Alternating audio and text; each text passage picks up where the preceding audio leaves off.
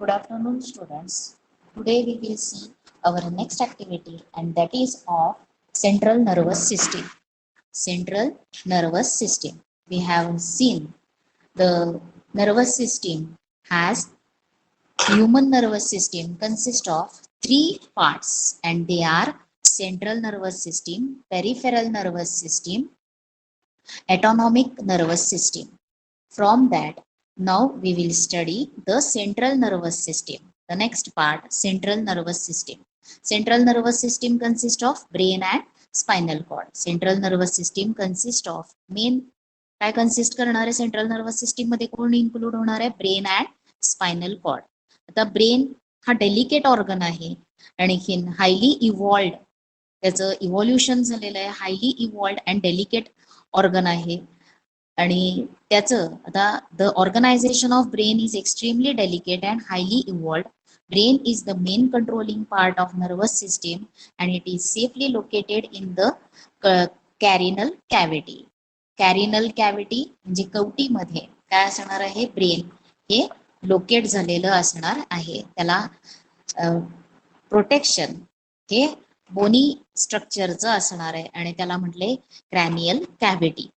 आता spinal cord is protected by vertebral column. Spinal cord हा एक थ्रेड लाईक सबस्टन्स आहे. थ्रेड लाईक आहे पार्ट, कॉर्ड आहे ती एक, आणि ती कॉर्ड त्या कॉर्डला प्रोटेक्ट करणारे कोण असणार आहेत व्हर्टिब्रल कॉलम. त्या व्हर्टिब्रल कॉलम मधून तो स्पायनल कॉर्ड पास होणार आहे. आता त्याचं स्टार्टिंग जे आहे, आता इथं ह्या डायग्राम मध्ये तुम्हाला हा पार्ट जो दिसतो तिथं central nervous system it consist of brain and spinal cord. आता ब्रेनचे सुद्धा पार्ट्स आहेत. तर ते कोणते कोणते पार्ट्स आहेत तर त्याच्यामध्ये ब्रेन कन्सिस्ट ऑफ सेरिब्रम, वरचा जो भाग असतो त्याला म्हटलेला आहे सेरिब्रम. त्याच्यानंतर मागचा खालचा भाग जो असतो त्याला म्हटलेला आहे सेरिबेलम. आणि त्याच्यानंतर त्याच्याही आतल्या बाजूला सेरिबेलमच्या आतल्या बाजूला पाठीमागच्याच पण जरासा आतल्या बाजूला जो मेड्युला ऑब्लॉंगेटा असणार आहे. आणि मेड्युला ऑब्लॉंगेटा हा नंतर कशामध्ये त्याचं कन्व्हर्शन होणार आहे स्पायनल कॉर्ड. आणि तो स्पायनल कॉर्ड जो आहे तो सुरुवातीला थोडा वाईड असणार आहे, ब्रॉड असणार आहे, आणि नंतर तो टॅपरिंग होणार आहे, नॅरो होणार आहे, आणि हा काय होणार आहे व्हर्टिब्रल कॉलम मधून पास होणार आहे. व्हर्टिब्रल कॉलम म्हणजे पाठीचा कणा जो आहे त्या मणक्यातून, पाठीच्या मणक्यांमधून जी रॉड लाईक स्ट्रक्चर किंवा सॉरी कॉर्ड लाईक स्ट्रक्चर, धागा, एक जाड धागा जातो, दोरीसारखा एक सबस्टन्स जातो, त्याला काय म्हटलेलं आहे स्पायनल कॉर्ड. मग सेंट्रल नर्वस सिस्टीम मध्ये काय काय इन्क्लूड होणार आहे ब्रेन आणि स्पायनल कॉर्ड. आता ब्रेन हे कसं आहे डेलिकेट ऑर्गन आहे, आणखीन त्याचं प्रोटेक्शन झालं पाहिजे म्हणून ते क्रॅनियल कॅव्हिटी मध्ये असणार आहे. आता क्रॅनियल कॅव्हिटी मध्ये त्याचं प्रोटेक्शन होण्यासाठी त्याच्यावरती कव्हरिंग असणार आहे. मग in the space between the delicate central nervous system and its bony covering, म्हणजे बोनी कव्हरिंग जे काही हाडाचा भाग आहे आणि जो डेलिकेट ऑर्गन त्याच्या आत आहे यांच्यामधली जी कॅव्हिटी आहे ती कॅव्हिटी कशानं फिल केली जाणार आहे एका त्याच्यामध्ये एक प्रोटेक्टिव्ह लेयर असणार आहे आणि त्याला म्हटलेलं आहे मेनिंजेस. मेनिंजेस हे काय आहे प्रोटेक्टिव्ह लेयर. आणि हे प्रोटेक्टिव्ह लेयर कुठं प्रेझेंट असणार आहे between bony structure and delicate parts of brain यांच्यामधला जो भाग आहे तो एक प्रोटेक्टिव्ह लेयरनं फिल झालेला असणार आहे आणि त्याला म्हटलेलं आहे मेनिंजेस. आता the cavities present in various part of brain are called ventricles. आता ब्रेन जो आहे त्या ब्रेन कवटी आहे त्याच्यामध्ये काही जागा आहेत वेगवेगळ्या, मग त्या ज्या पोकळ्या आहेत कॅव्हिटीज आहेत ब्रेन मध्ये असलेल्या त्यांना काय म्हटलेलं आहे व्हेंट्रिकल्स. आणि म्हणजे ब्रेन मधल्या कॅव्हिटीज जे आहेत they are called as ventricles. आणि त्याच्यानंतर where as a longer tubular cavity of spinal cord is called as central canal. आणि जो काही ट्युब्युलर पार्ट आहे स्पायनल कॉर्डचा तिथं जो एक लॉंगर कॅव्हिटी असणार आहे त्या कॅव्हिटीला काय म्हटलेलं आहे सेंट्रल कॅनाल. आता द व्हेंट्रिकल्स आणि central canal and the space between meninges are filled with cerebrospinal fluid. आता हे एक अजून एक फ्लुइड लक्षात घ्यायचं, हे कुठं असणार आहे ज्या काही ब्रेन मध्ये असलेल्या कॅव्हिटीज आहेत जे स्पायनल कॉर्ड च्या मध्ये लॉंग ट्युब्युलर स्पायनल कॉर्ड ज्याच्यामध्ये आहे तिथं ज्या कॅव्हिटी आहेत तिथल्या कॅव्हिटीज आणि त्याचबरोबर हे मेनिंजेसिस लेयर्स जे आहेत यांच्यामध्ये कोणतं लिक्विड एक असणार आहे, सेरिब्रोस्पायनल फ्लुइड प्रेझेंट असणार आहे. आणि हे सेरिब्रोस्पायनल फ्लुइड त्याचं फंक्शन काय आहे, it nutrients to the central nervous system and protect it from shocks. Central nervous सिस्टीमला न्यूट्रिएंट करणं, न्यूट्रिएंट सप्लाय करणं म्हणजे त्याची वाढ व्यवस्थित ते मेंटेन ठेवणं हे काम सेरिब्रोस्पायनल फ्लुइडचं आहे. आणि त्याचबरोबर to protect it from shock, जे काही शॉक पासून हादरे जे बसतील. आता जर काही कारणानं आपलं डोकं आपटलं गेलं तर काय होणार आहे, तर त्याला हे जे आहे सेरिब्रोस्पायनल फ्लुइड जे आहे ते काय करणार आहे, शॉक्स पासून प्रोटेक्ट करणार आहे. मग त्याच्यासाठी ब्रेन हा काय आहे, डेलिकेट पार्ट आहे, most delicate organ of our body and so it should have much stronger protection. आणि ते प्रोटेक्शन कोणामुळे मिळणार आहे, तर क्रॅनियल कॅव्हिटी जी काही स्कल आहे, बोनी स्कल, त्याच्यामध्ये त्याला प्रोटेक्शन मिळणार आहे.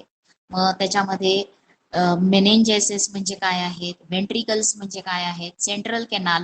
आता मेनेंजेसिस म्हणजे काय आहे, तर बोनी स्ट्रक्चर आणि डेलिकेट पार्ट यांच्यावरती असलेलं कव्हरिंग, त्यांच्यामध्ये असलेलं कव्हरिंग हे मेनेंजेसिस. आणि त्याच्यानंतर आता म्हणजे डेलिकेट पार्ट वरती मेनेंजायसिसचं कव्हरिंग असणार आहे, पण तिथं जी काही पोकळी असणार आहे अजूनही राहिलेली त्या पोकळीमध्ये त्याचबरोबर ब्रेन मध्ये असलेल्या काही कॅव्हिटीज आहेत, स्पायनल कॉर्ड मध्ये असलेल्या लॉंग ट्युब्युलर कॅव्हिटी जी आहे या सगळ्यांमध्ये काय असणार आहे, तर ते कशानं भरलेलं असणार आहे, त्या सगळे तर एका फ्लुइडनं भरलेलं असणार आहे. आणि त्याला काय म्हटलेलं आहे, the cavity is filled by a fluid called as cerebrospinal fluid. त्याला म्हटलेलं आहे सेरिब्रोस्पायनल फ्लुइड.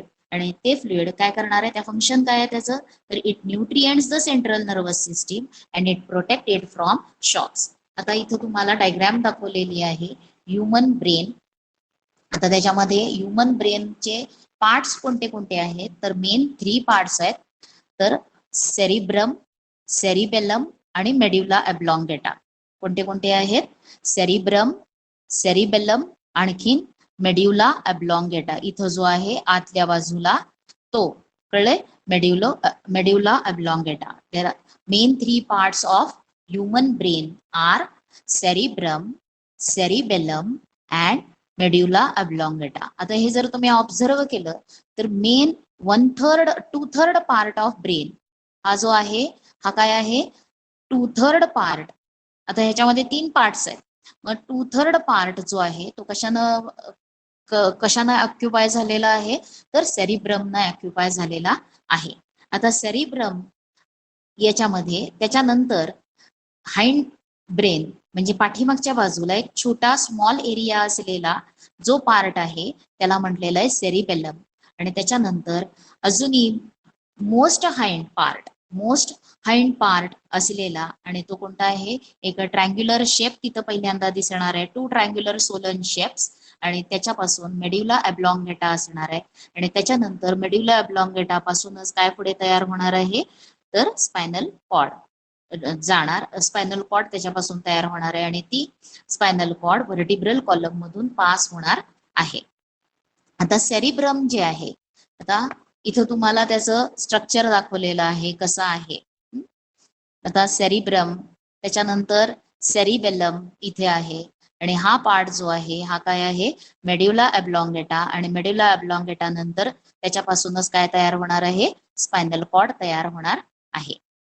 आता याच्यात ब्रेन जो आहे, the brain of adult human weighs किती वेट आहे त्याचं, 1300 to 1400 ग्रॅम्स. आणि it consist of 100 billions of neurons. Nerve cells त्याच्यामध्ये किती आहेत, 100 बिलियन्स आहेत. आता the left side of our brain controls the right side of our body. आता ब्रेन जो आहे त्या ब्रेनचे काय आहेत, लेफ्ट साइड, आणखीन काय असणार आहे, राईट साइड. लेफ्ट साइड ब्रेनची कुणाला कंट्रोल करणार आहे, राईट साइडला कंट्रोल करणार आहे. आणि ब्रेनचा राईट साइड बॉडीच्या लेफ्ट साइडला काय करणार आहे, कंट्रोल करणार आहे. आणि अजूनही लेफ्ट साइड जो आहे ब्रेन त्याचा अजूनही कोणावरती कंट्रोल असणार आहे? The left side of brain. त्याचे दोन फंक्शन्स आहेत. It controls the right part of our body, आणि दुसरं फंक्शन काय आहे? It controls our speech, conversation, writing, logical thinkings. म्हणजे काही लॉजिकल थिंकिंग्स असतील, म्हणजे मॅथमॅटिक्स, सायन्स याच्या दृष्टीनं. त्याच्यानंतर आपलं लँग्वेज जी आहे, स्पीच, कॉन्व्हर्सेशन करता येणं, काही लँग्वेज रायटिंग करता येणं, हे सगळं लेफ्ट ब्रेन कंट्रोल करणार आहे. आणि राईट साइडचा ब्रेन काय कंट्रोल करणार आहे? तर लेफ्ट पार्ट ऑफ बॉडी ला कंट्रोल करणार आहे. आणि त्याचबरोबर it controls the artistic abilities. आता आर्टिस्टिक ॲबिलिटीज म्हणजे ज्या आपल्यामध्ये असलेल्या विविध कला, मग चित्र काढण्याची असेल, रंगवण्याची असेल, गाणं म्हणण्याची असेल, म्युझिकची असेल, या ज्या काही आर्टिस्टिक ॲबिलिटीज आहेत त्या कुठे डेव्हलप होणं, की त्याच्यावरती कंट्रोल कोणाचा असणार आहे? Right part of brain. आता जर तुम्ही सेरिब्रम जर बघितला तर सेरिब्रम मध्ये आपल्याला, आता सेरिब्रम इथं सुद्धा तुम्हाला काय दाखवलेलं आहे? पार्ट दाखवला आहे, right and left side of brain. आता याच्यामध्ये आणि त्यांचं फंक्शन इथं दिलेलं आहे या डायग्राम मध्ये. आता त्याच्यानंतर सेरिब्रम म्हणजे काय? तो लार्जेस्ट पार्ट आहे आणखीन of brain and consist to cerebral hemisphere. त्याचे सेरिब्रल हेमिस्फियर किती आहेत? 2 आहेत. आणि these hemisphere are joint to with each other with the help of tough fibres. त्यांच्या टफ फायबर्सनं हे 2 हेमिस्फियर एकमेकांना जोडलेले आहेत. आणि tough fibres and nerve tracts, त्यांनी ते काय केले? हेमिस्फियर हे जोडलेले आहेत. टफ फायबर्सनं ते जोडलेले आहेत. आता त्याच्यानंतर तुम्हाला, आता जर सेरिब्रम जर बघितला, त्याचा पार्ट, तो ब्रेनचा किती पार्ट ऑक्युपाय करतो? 2/3. आणि लार्ज, त्यालाच म्हटलेलं आहे लार्ज ब्रेन. आता त्याच्यामध्ये जे काही सरफेस आहे त्या सरफेसवरती डीप आणि इरेग्युलर रिजेस और ग्रूव्ज, जे डीप म्हणजे खोलवर असलेल्या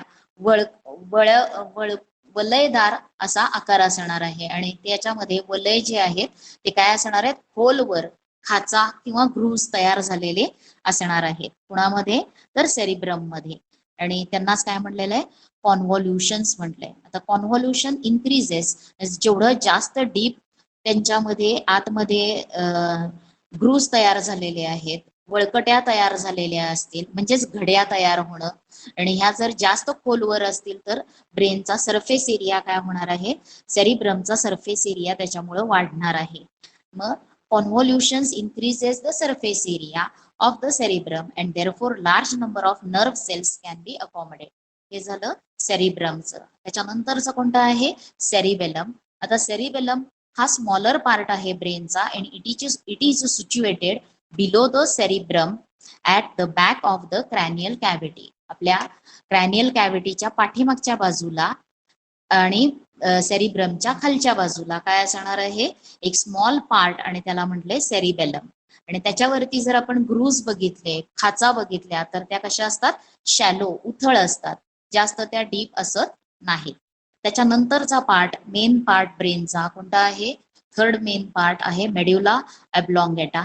दिस is the hindmost part of brain. Hind म्हणजे सर्वात खालचा, पाठीमागचा आणि खालचा. hindmost part of brain.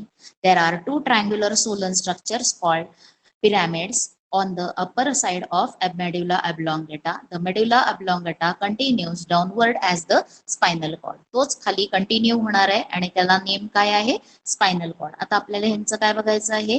3 parts ब्रेनचे कोणते कोणते आहेत? सेरिब्रम, सेरिबेलम आणि मेड्युला ऑब्लॉंगेटा. त्यांचं फंक्शन्स काय काय आहे ते बघायचं आहे. आणि त्यांचं फंक्शन्स जर बघितलं तर ते फंक्शन्स तुम्हाला इथं दिलेत. आता स्पायनल कॉर्ड जो आहे तो स्पायनल कॉर्ड कशामधून पास होतो? व्हर्टिब्रल कॉलम मधून पास होतो. आता इथं दाखवलेला काय आहे? हा व्हर्टिब्रल कॉलम. इथं ब्रेन, सेरिब्रम हा काय असणार आहे? सेरिबेलम. इथं असणार आहे मेड्युला ऑब्लॉंगेटा आणि हा काय आहे? Spinal cord. मग आता याच्यामध्ये spinal cord passes through vertebral column, म्हणजे व्हर्टिब्रल कॉलम हा काय करणार आहे? स्पायनल कॉर्डला प्रोटेक्ट करणार आहे. आता स्पायनल कॉर्ड जो आहे तो it is a part of central nervous system and it is held within the vertebral column. तो कशामध्ये असणार आहे? त्याला होल्ड करणारा कोण आहे? Vertebral column. It is slightly thick and but gradually taper towards the end. सुरुवातीला तो ब्रॉड असणार आहे थोडा, आणि जसं पुढे जाईल तसा तो टॅपर होणार आहे किंवा नॅरो होणार आहे. There is a thread like fibrous structure at its ends. त्याच्या काय असणार आहेत, एंडला thread like fibre structures present असणार आहेत ऍट द एंड, आणि त्याला म्हटलंय फिलम टर्मिनल. काय म्हटलंय त्याला, फिलम टर्मिनल त्याला म्हटलेलं आहे. आता त्याच्यानंतर तुम्हाला इथं त्यांचे फंक्शन्स दिले, सेरिब्रमचे फंक्शन्स. आता कंट्रोल द व्हॉलेंटरी मुवमेंट्स. आता आपल्या बॉडीमध्ये व्हॉलेंटरी मुवमेंट्स आणि इनव्हॉलेंटरी मुवमेंट्स असतात. व्हॉलेंटरी मुवमेंट्स म्हणजे काय, की ज्याच्यावरती आपलं कंट्रोल आहे त्यांना म्हणायचे व्हॉलेंटरी मुवमेंट्स. म्हणजे रायटिंग करणं, लिहिणं, पळणं, धावणं, वॉकिंग असेल, स्विमिंग असेल, सायकलिंग असेल, हे आपण जर म्हटलं करायचं नाही तर ते होणार नाहीत, आणि आपण जर करायचं म्हटलं तरच त्या मुवमेंट होणार आहेत. म्हणून त्या मुवमेंटला काय म्हटलेलं आहे, व्हॉलेंटरी मुवमेंट्स. आणि अशा व्हॉलेंटरी मुवमेंट्सला कंट्रोल करण्याचं काम हे कोण करणार आहे, सेरिब्रम करणार आहे. आता व्हॉलेंटरी मुवमेंट्स असेल, concentration, planning, decision making, memory, intelligence and intellectual activities, हे त्यांचं, हे कोणाचं फंक्शन आहे, सेरिब्रमचं. त्याच्यानंतर सेरिबेलम. आता सेरिबेलम जे आहे हे coordination of voluntary activities. Voluntary activities ज्या आहेत, मग आपण धावत असतो, चालत असतो, त्यावेळेस आपल्या हात पाय, जी काय आपली बॉडी लँग्वेज आहे त्यांची हालचाल कशी होते. म्हणजे उजवा पाय पुढं असेल त्यावेळेस आपली बॉडी थोडी पुढं, म्हणजे बॉडी चालत असताना ती पुढच्या दिशेनं गेली पाहिजे. मग हातांची हालचाल, पायांची हालचाल, हे जे आहेत यांना काय म्हटलेलं आहे, या व्हॉलेंटरी मुवमेंट्स होत असताना त्यांच्यामध्ये असलेलं कॉर्डिनेशन हे कुणामुळे होणार आहे, सेरिबेलम या पार्टमुळे होणार आहे. आणि दुसरं काय आहे, मेंटेनिंग द बॉडी बॅलन्स. बॉडीचा बॅलन्स मेंटेन करणं हे पण कोणाचं काम आहे, स्मॉल ब्रेन त्याला म्हटलंय, किंवा त्यालाच काय म्हटलेलं आहे, सेरिबेलम. त्याच्यानंतर आहे मेड्युला ऑब्लॉंगेटा.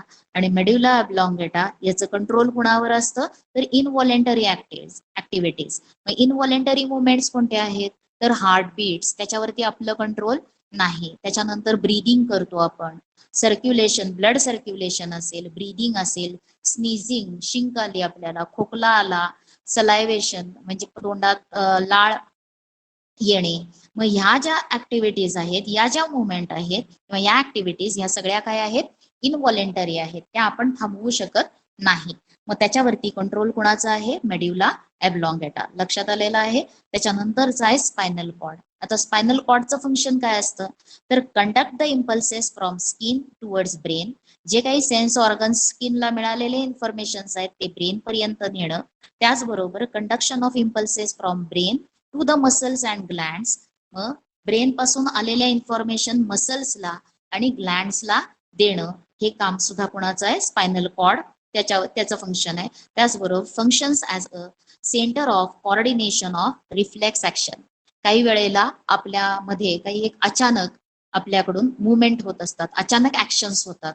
जर आपण एखादा ऍक्सिडेंट बघितला पुढं, तर आपण जोरात ओरडतो, आपले हात किंवा आपले डोळे, किंवा आपण जी काही जोरात लाऊड स्क्रीम देतो, ओरडतो, ही जी ऍक्शन आहे. आपल्याला भाजलं तर आपण पटकन हात बाजूला घेतो.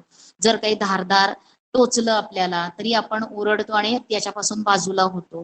ह्या ज्या ऍक्शन्स आहेत याला म्हटलेलं आहे अचानक सडन होणाऱ्या ऍक्शन्स, आणि ह्या रिफ्लेक्स ऍक्शन मध्ये येणार आहेत. आणि ह्या होत असताना कुणाकडून मिळणार आहे आपल्याला सगळी इन्फॉर्मेशन, हे करा, असं करा, ती इन्फॉर्मेशन कुणाकडून मिळणार आहे, स्पायनल कॉर्ड मधून मिळणार आहे. ब्रेन पर्यंत इन्फॉर्मेशन त्यावेळेला तेवढ्या छोट्या कालावधीमध्ये जात नाही. ब्रेन पर्यंत इन्फॉर्मेशन जायच्या आधी आपल्याकडून काय झालेले असतात, हालचाल होत असते, आणि हे कोण करून आणतं, स्पायनल कॉर्ड.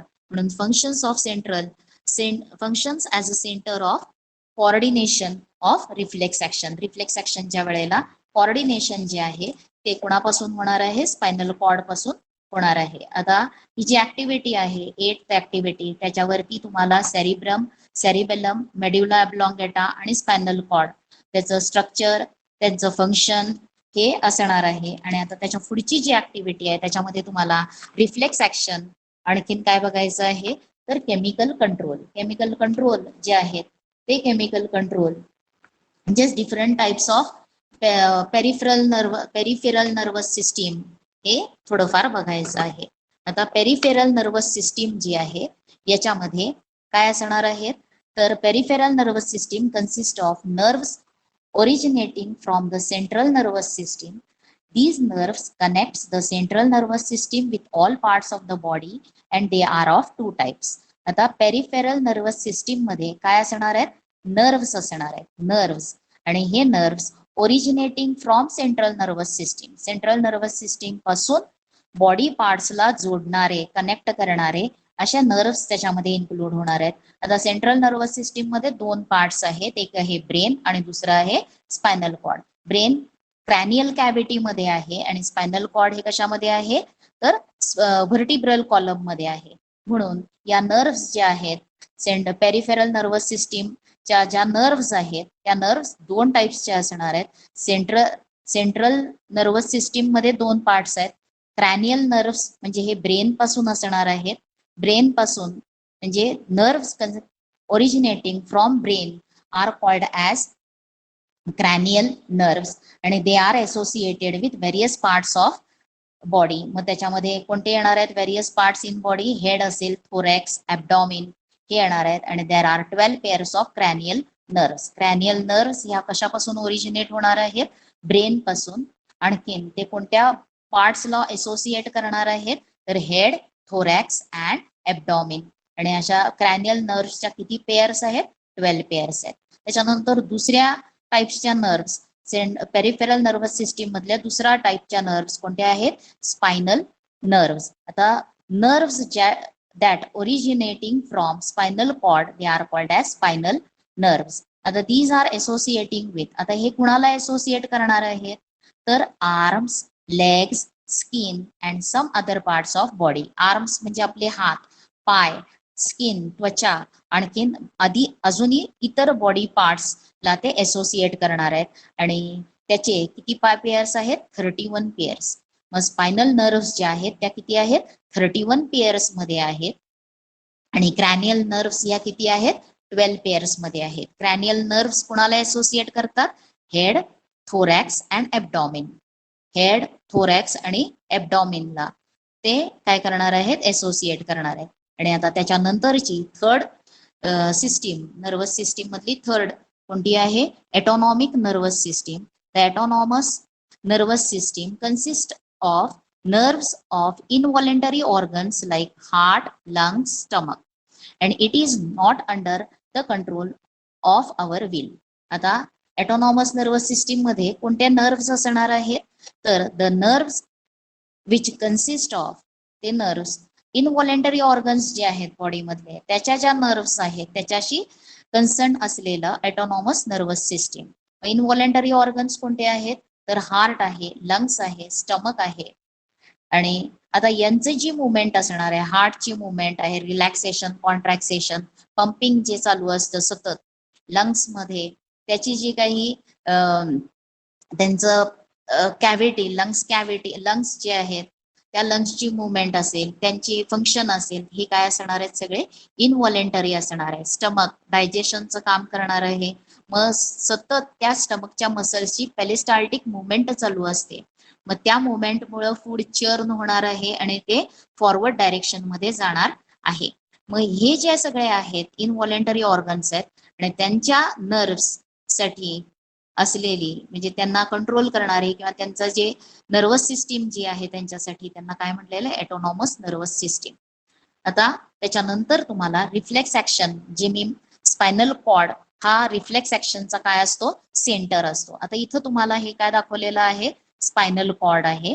आता समजा इथे एक फ्लेम आहे आणि त्या फ्लेमला तुमचा हात चुकून जर त्याच्या जवळ गेला तर आपल्याला लगेच काय होतं, तिथं भाजणार आहे. आणि भाजलं की आपण लगेच काय करतो, हात बाजूला घेतो, म्हणजे ही ऍक्शन होणार आहे.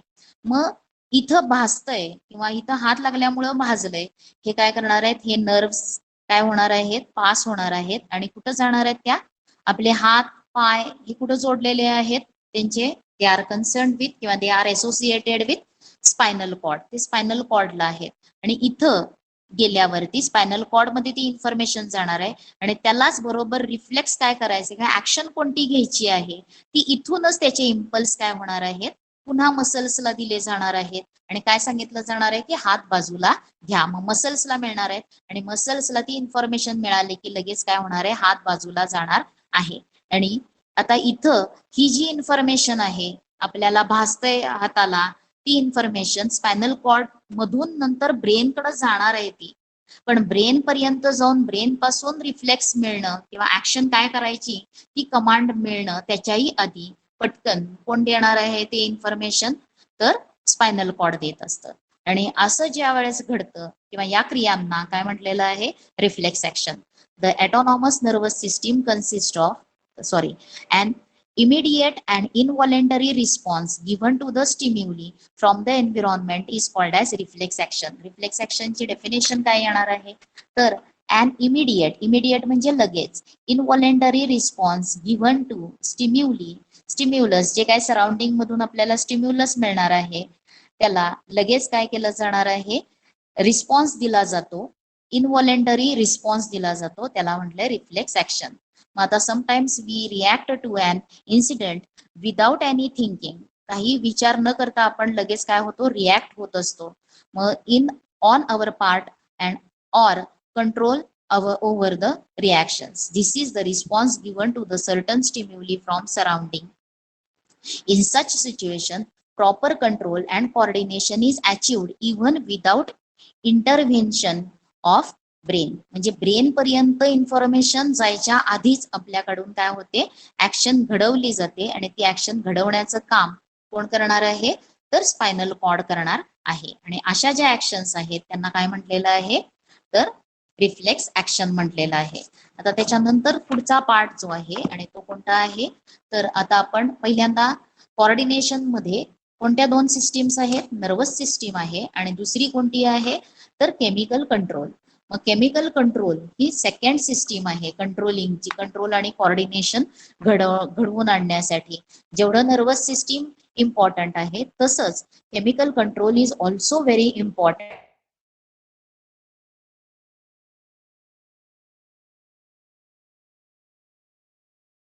कोऑर्डिनेशन आपल्या बॉडीमध्ये मेंटेन होणार आहे.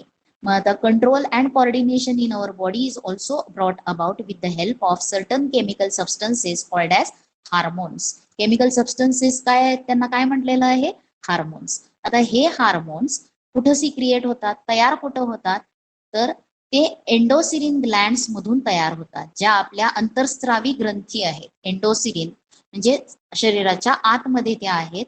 एंडोसिरिन ग्लँड्स मधून हार्मोन्स सिक्रिएट होतात.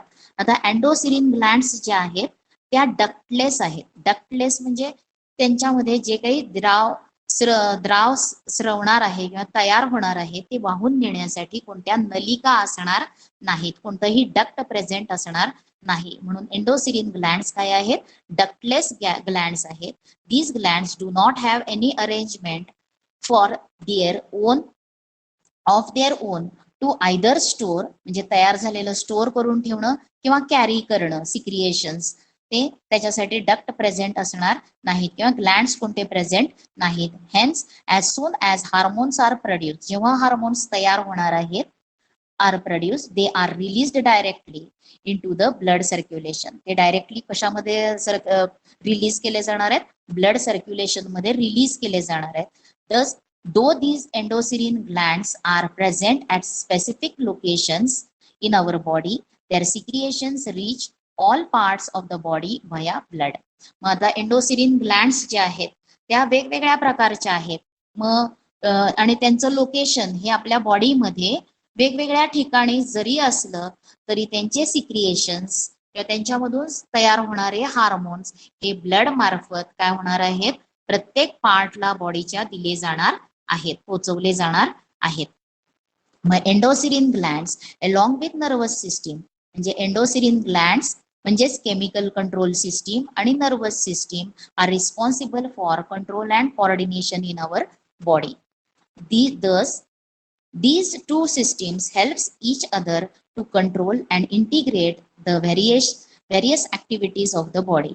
आणि या दोघांच्या कंट्रोलमुळे, एकमेकांच्या सहाय्यामुळे आपल्या शरीरामध्ये व्हेरियस ऍक्टिव्हिटीज ह्या स्मूथली रन होणार आहेत, म्हणजे ग्रोथ ही व्यवस्थित होणार आहे. आता द मार्क्ड डिफरन्स, आता ह्यांच्यामध्ये कोणता ठळक डिफरन्स आहे, तर त्यांच्यामध्ये नर्व इम्पल्सेस आर, आता नर्वस सिस्टीम मध्ये नर्व इम्पल्सेस असतात आणि ते इन्फॉर्मेशन कॅरी करत असतात. मग nerve impulses are fast but short lived, आणि ते शॉर्ट लिव्ड असतात, थोड्या कालावधीसाठीच ते राहणार आहेत. पण the actions of hormones are very slow, हॉर्मोन्सच्या ऍक्शन्स ज्या आहेत त्या व्हेरी स्लो आहेत. आणखीन बट लॉंग लास्टिंग, ते ऍक्शन्स ज्या आहेत त्या स्लो जरी असल्या तरी लॉंग लास्टिंग, दीर्घकाळासाठी राहणाऱ्या असतात. आता इथं तुम्हाला फिमेल आणखीन मेल च्या मध्ये कुठे हार्मोन्स एंडोसिरिन ग्लँड्स प्रेझेंट आहेत ते तुम्हाला दाखवलेलं आहे. मग हायपोथॅलॅमस ही ग्लँड ब्रेन मध्ये कुठे आहेत, तर त्यांची पोझिशन लोकेशन दाखवलेलं आहे. ब्रेन मध्ये असलेल्या हायपोथॅलॅमस, त्याच्यानंतर पिनल ग्लँड्स आहेत, त्याच्यानंतर पिट्युटरी ग्लँड्स, या 3 ग्लँड्स कशामध्ये आहेत, आपलं त्यांचं लोकेशन ब्रेन मध्ये असणार आहे. त्याच्यानंतर जो काही आपला ह्याचा रिजन आहे, काय म्हणायचंय त्याला, तर हे जे ग्लँड्स आहेत थायरॉइड ग्लँड्स जे आहेत, मग ते थायरॉइड ग्लँड्स जो नेक रिजन आहे आपला नेक रिजन, त्या नेक रिजन मध्ये असणार आहेत थायरॉइड ग्लँड्स प्रेझेंट असणार आहेत. त्याच्यानंतर त्याच्याही खाली थोडस 2 आहेत थायरॉइड ग्लँड्स आहेत, आणखीन पॅराथायरॉइड ग्लँड्स, या 2 ग्लँड्स ह्या कुठे असणार आहेत, नेक रिजन मध्ये असणार आहेत. त्याच्यानंतरच्या कोणत्या आहेत, थायमस, आणि थायमस ग्लँड्स जे आहेत आपला पुढचा जो चेस्ट, जिथं आपल्या रिपकेज तयार सुरू होणार आहे, छातीचा पिंजरा जिथं सुरू होणार आहे त्या बाजूला, तिथं त्याची पोझिशन असणार आहे. त्याच्यानंतर कोणते आहेत, तर एडर्नल ग्लँड्स, एडर्नल ग्लँड्स ह्या किडनीच्या जवळ किंवा इथं एडर्नल ग्लँड्स ह्या प्रेझेंट असणार आहेत, म्हणजे एडर्नल एंड्स हे किडनी जवळ प्रेझेंट असणार आहेत. त्याच्यानंतरच्या ग्लँड्स कोणत्या आहेत, ओव्हरीज, ओव्हरीज ह्या फिमेल मध्ये असणार आहे ग्लँड्स, आणि testis are present in male. ह्या लक्षात आलेलं आहे. थायमस जो आहे तो थायमस हे थोरॅक्सिक केज जे आहे किंवा थोरॅक्स कॅव्हिटी इथली जी आहे, छातीचा पिंजरा जो आहे तिथं हार्ट जवळ असणार आहे थायमस.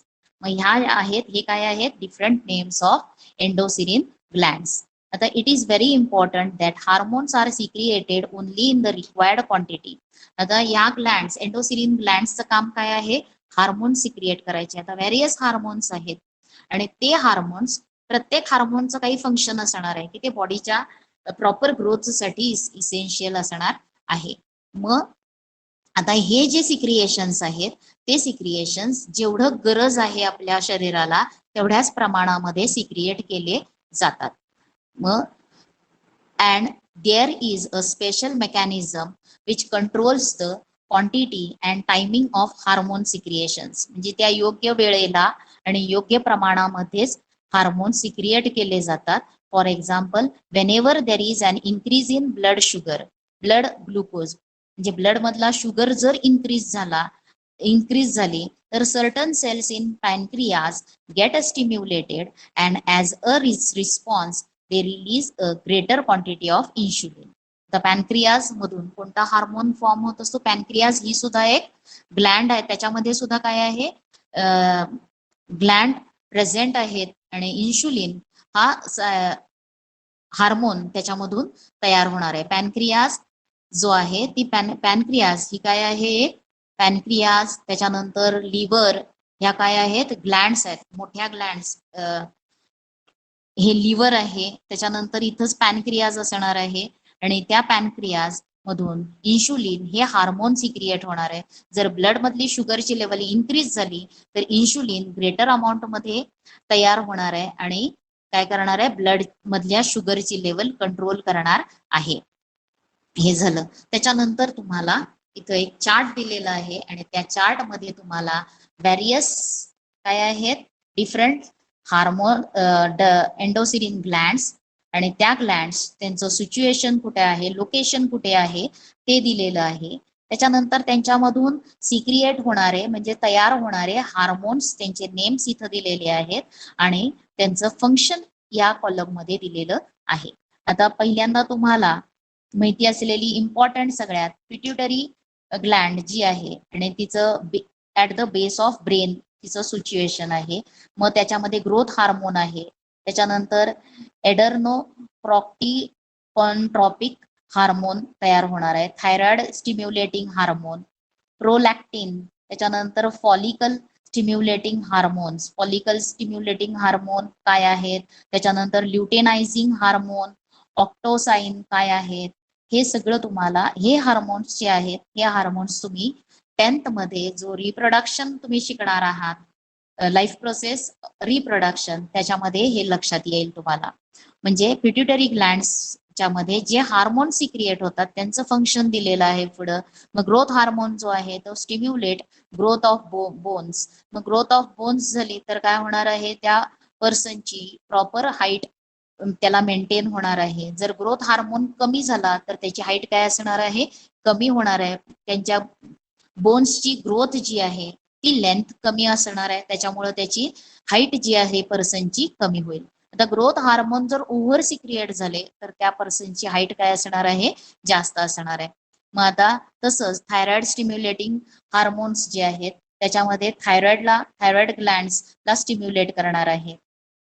आणखीन हे व्हेरियस तुम्हाला इथे दिलेले आहेत. ओव्हरीमध्ये फॉर्म होणारे हार्मोन कोणते आहेत, तर फिमेल मध्ये असणार आहेत इस्ट्रोजन. कोणते असणार आहेत, इस्ट्रोजन आणि प्रोजेस्टेरॉन. हे फिमेल मध्ये ओव्हरी मध्ये असलेले. आणि मेल मधला टेस्टीज मध्ये तयार होणारे हार्मोन कोणतं आहे, तर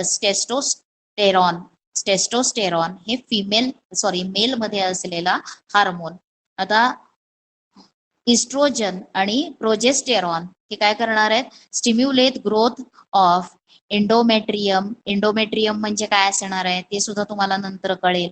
त्याच्यानंतर stimulate growth of secondary sexual characteristics in women. त्याच्यानंतर preparation of endometrium of conception and maintain the pregnancy. त्याच्यानंतर स्टिम्युलेट द ग्रोथ ऑफ टेस्टेस्टेरॉनचं function, stimulate the growth of secondary sexual characteristics त्याच्यानंतर बियर्ड, मोस्टॅच.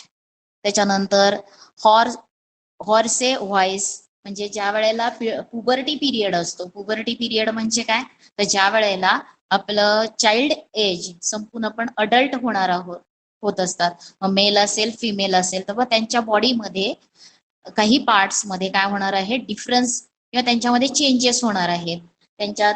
मग ते चेंजेस कोणते कोणते आहेत, mail मध्ये कोणते आहेत, फिमेल मध्ये कोणते आहेत, आणि हे चेंजेस घडवणारे कोणते हार्मोन्स आहेत ते इथं तुम्हाला दिलेले आहे. टेस्टिस्टेरॉन मुळे मुलांमध्ये एक ठराविक 15-13 वय पूर्ण झाल्यानंतर त्यांच्यामध्ये पुबर्टी पिरियड होणार आहे, ऍडॉलिसन्स पिरियड त्याला म्हटलेलं आहे. त्या पिरियड मध्ये त्यांच्या बॉडीमध्ये चेंजेस होणार आहेत. मग काय काय चेंजेस होणार आहेत ते कंट्रोल करणारे हार्मोन्स कोणते आहेत ते त्यांचं फंक्शन्स तुम्हाला लिहायचे आहेत. आता हा एक्सरसाइज जो आहे त्या एक्सरसाइज मध्ये तुम्हाला त्याच्यावरती क्वेश्चन्स आहेत. पिट्युटरी ग्लँड्स आहेत, thyroid glands, adrenal glands, pancreas, testes, मग त्यांचं लोकेशन कुठे आहेत, हार्मोन्स कोणते आहेत आणि फंक्शन काय आहे हे तुम्हाला लिहायचं आहे. अशा प्रकारे आपला हा ऍक्टिव्हिटी 9 जी आहे ती पूर्ण झालेली आहे. आणि त्याच्यानंतर पुढचा पार्ट जो असणार आहे ती आहे पुढचा एन्व्हायरमेंट साठी आहे, ते आपण नंतर स्टडी करूयात.